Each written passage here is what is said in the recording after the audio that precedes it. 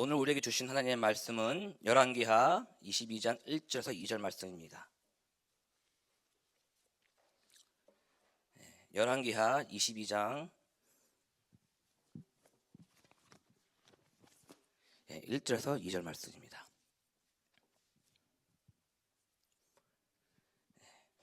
다 함께 읽겠습니다. 요시야가 왕위에 오를 때에 나이가 8세라 예루살렘에서 31년간 다스리시니라. 그의 어머니의 이름은 여디다요 보스갓 아다야의 딸이더라. 요시야가 여호와 보시기에 정직히 행하여 그의 조상 다윗의 모든 길로 행하고 좌우로 치우치지 아니하였더라. 오늘의 본문은요 요시야의 이야기입니다. 그의 평가는요 유다 왕 중에 최고로 극찬을 받고 있는 왕인데요, 무엇보다도 좌우로 치우치지 아니하였다는 그 표현이 가장 또 주목해야 되는 부분인 줄 우리가 알고 있습니다. 그런 요시야는요 8살에 이제 왕이 되죠. 그리고 8년 뒤에 16살 됐을 때 그가 하나님을 찾아요.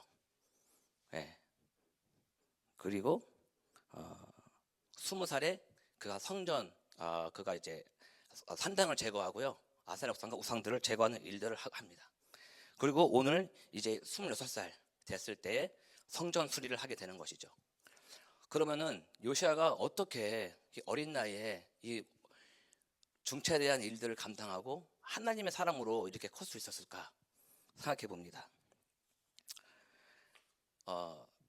이 요시야 왕은요 그를 지지하는 사람들로 인해서 왕이 되었어요. 그래서 일단 안정적으로 그 왕권을 유지하고 또 그들 또한 하나님을 이렇게 두려워하고 찾는 사람들이었기 때문에 이렇게 신앙적으로 크게 벗어나지 않았을 거예요. 하지만 환경적으로 어떠합니까? 그 할아버지 아버지가 엄청나게 영적으로 악을 행한 자들이 아니었습니까? 그래도 이 요시야는 그런 거 영향 없이 온전히 하나님의 사람으로 자라나게 되어 있습니다. 그 지지자들의 기도와 후원이 있었지만 무엇보다도 중요한 한 가지 성경 기록의 말씀이 있습니다. 그것이요 기록되어 있는데요, 열왕기상 찾아보겠습니다. 열왕기상 13장입니다. 열왕기상 13장 1절에서 2절 말씀인데요, 다 함께 한번 읽어보겠습니다. 13장 1절 2절 말씀입니다. 보라, 그때 하나님의 사람이 여호와의 말씀으로 말미암아 유다에서부터 베델에 이르니 여로보암이 제단 곁에 서서 분향하는지라. 하나님의 사람이 제단을 향하여 여호와의 말씀으로 외쳐 이르되 제단아 제단아 여호와께서 이와 같이 말씀하시기를 여호와의 집에 요시야 아들을 낳으리니 그가 내 위에 분향하는 산당 제사장을 내 위에 매물로 바칠 것이요.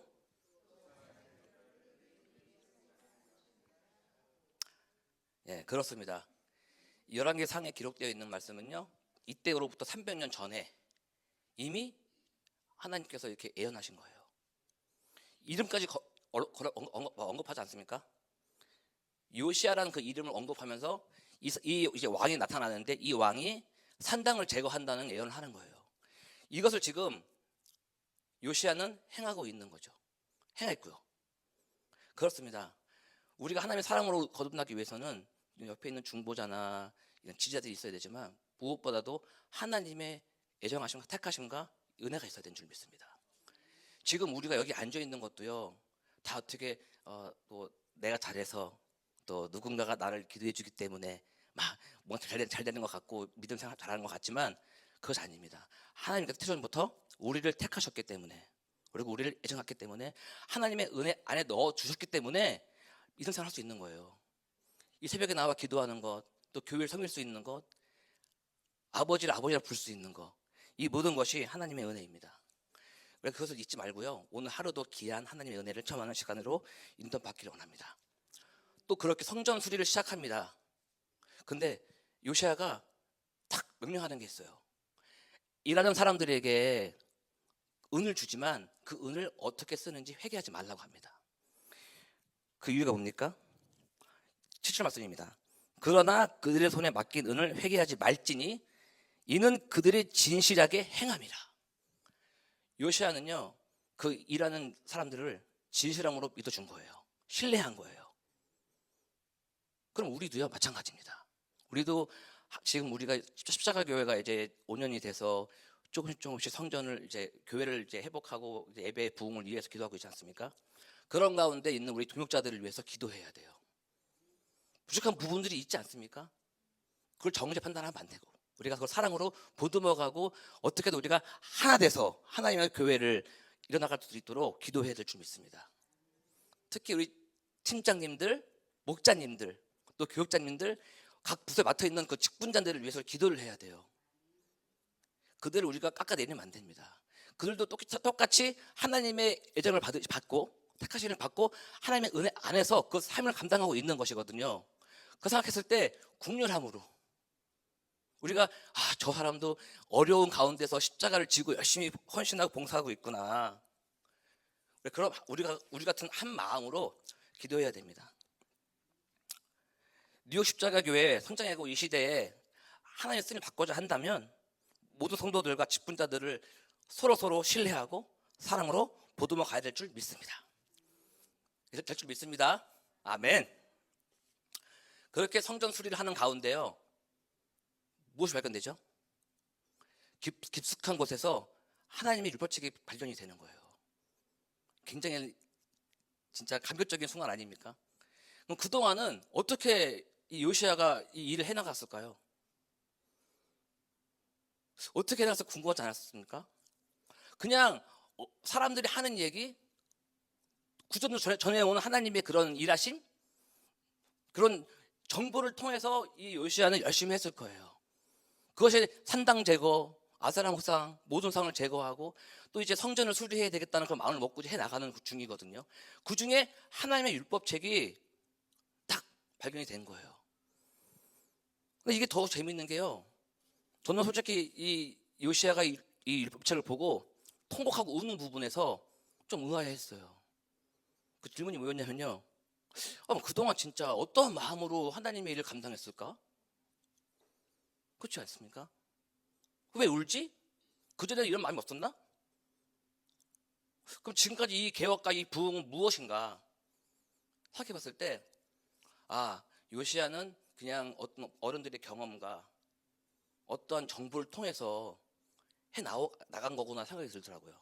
그럴 때 우리는 뭐가 생기나요? 잘하고 있어. 난 잘하고 있어. 난 큰일을 해냈어. 할아버지 아버지가 다 해놨던 걸 내가 다 정리를 했어. 야, 정말 난 큰일 하고 있는 거야. 성도 수리를 해야지.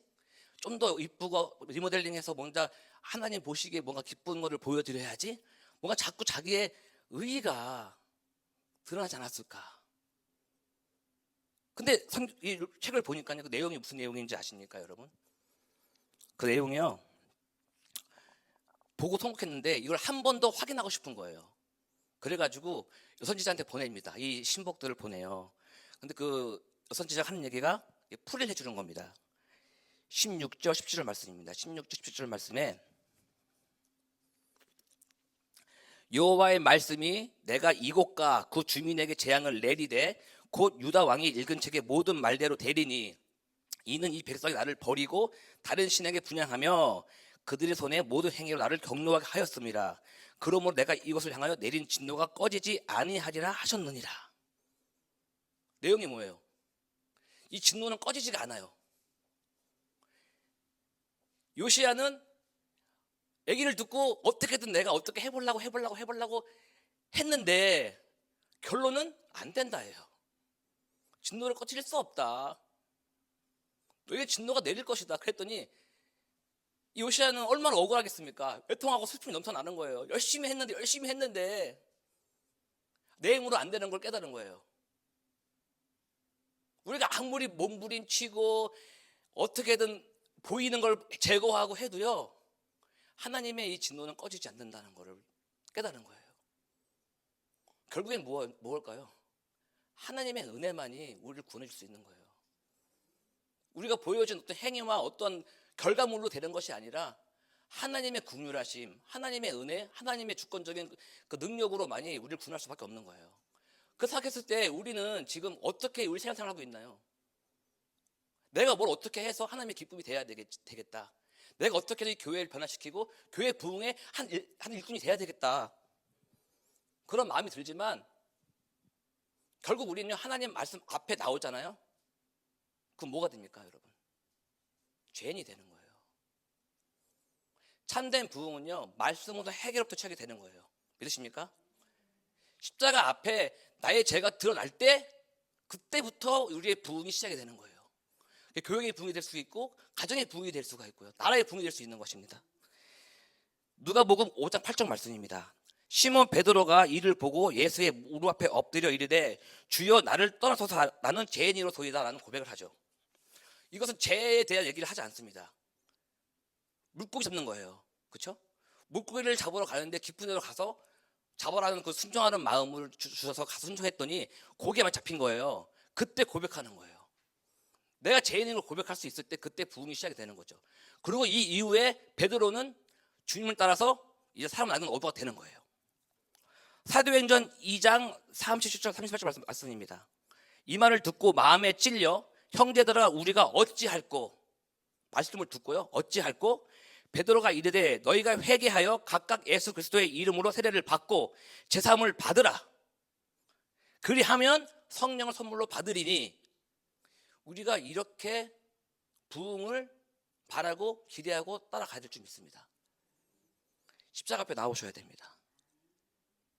우리의 죄를 볼 줄 알아야 되고 그걸 인정해야 될 줄 믿습니다. 십자가는요, 누구에게 필요한 것입니까? 십자가. 예수 그리스도께서 십자가에서 돌아가신 이것이 누구에게 진짜 필요한 거예요? 죄인인 우리에게 필요해서 오신 거예요. 내가 죄인이 아니면 십자가가 필요 없습니다. 죄인은 십자가가 필요하기 때문에 더욱 붙들어야 되고요, 예수님께 감사를 드려야 되는 건 줄 믿습니다.